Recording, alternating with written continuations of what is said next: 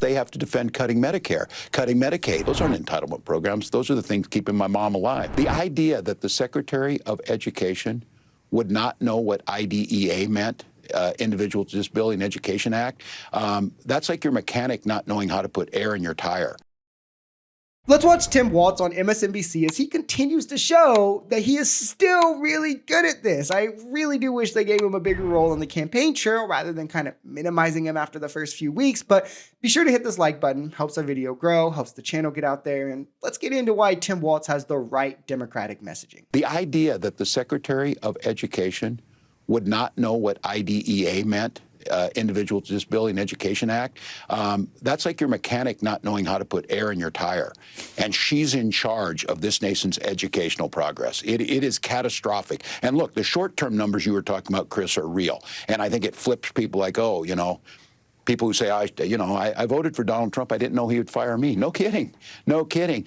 What I worry about is the generational change that this would make. Look, Ruby Bridges needed to be escorted into those schools, and the folks who went into Little Rock, because we didn't have an education department that ensured her civil rights were respected. That's gone now.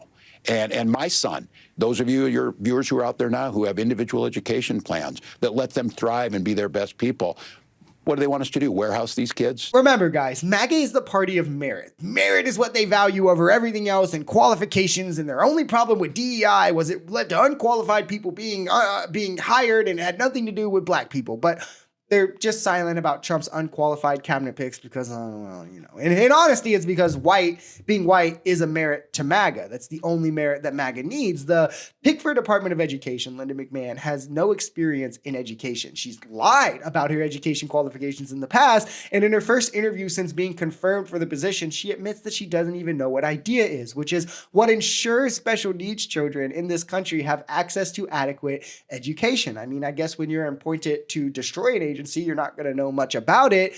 Also, though, what happens to IDEA when we destroy the Department of Education? These are the questions MAGA need to be forced to answer at these town halls, at press conferences, wherever, because it's something MAGA never mentions, is how destroying the Department of Education will leave special needs kids behind. It is absolute chaos. And the question I ask is, you said it, Chris. He didn't run on this stuff. He told you to lower prices. You know the one thing Linda McMahon in her press conference did not say? She did not use the word children, if I'm not mistaken. She did not talk about educational outcomes. They view education as an expense, just like Elon Musk talks about entitlement programs. Those aren't entitlement programs. Those are the things keeping my mom alive. She paid into Social Security for 80 years. She should get that money back, and that's not what they believe. The entire Republican attack on Social Security is so predicated on ignorance of how it works as a program that we should just start teaching it in school. Social Security has never once, not a single time, paid out more than it has taken in. It is entirely self-funded. Even when the government shuts down, Social Security can still function and pay out because of this. Yes, more people are now taking from Social Security. Yes, more people are living longer, thus taking from Social Security longer. This affects no part of Social Security outside of the trust fund. Without the trust fund, Social Security can still survive forever with no worries, providing 83% of the benefits because of increases in worker productivity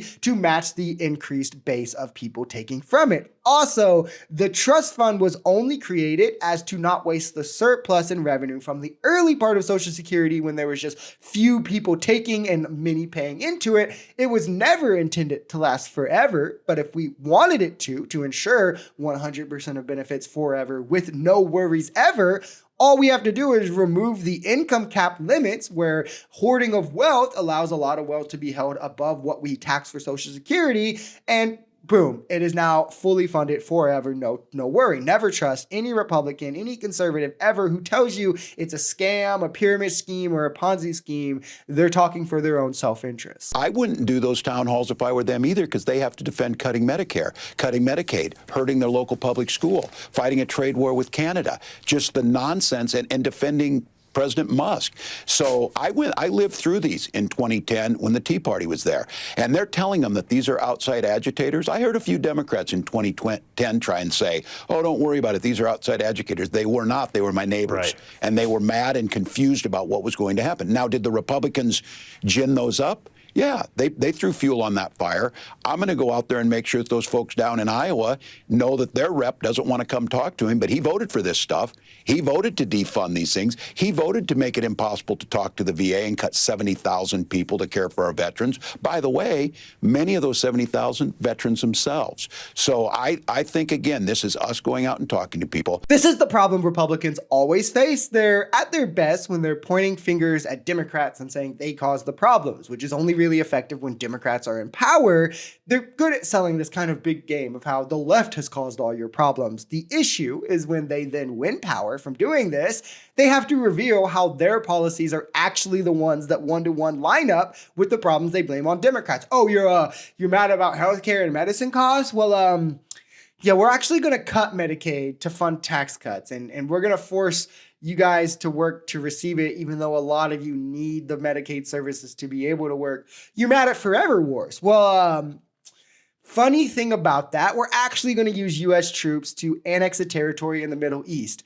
What happened the last time a Republican president told us we were getting involved in the Middle East and it wouldn't be long or bad or any of that? I don't know, right? Oh, you're mad at rising prices. Well, that's good because, well, actually, my tariffs, they may cause a recession, all while we're coddling up to billionaires and going full steam ahead to pass these rich guy tax cuts, ignoring egg prices, ignoring inflation, ignoring all of this. It turns out America doesn't want Medicaid or Social Security cut or Medicare slash. It turns out that they just want lower prices and better economics, higher wages, right? They don't want boots on the ground in Gaza. They wholly have been rejecting the Trump agenda for what it actually is, as they were just duped for what he sold it for.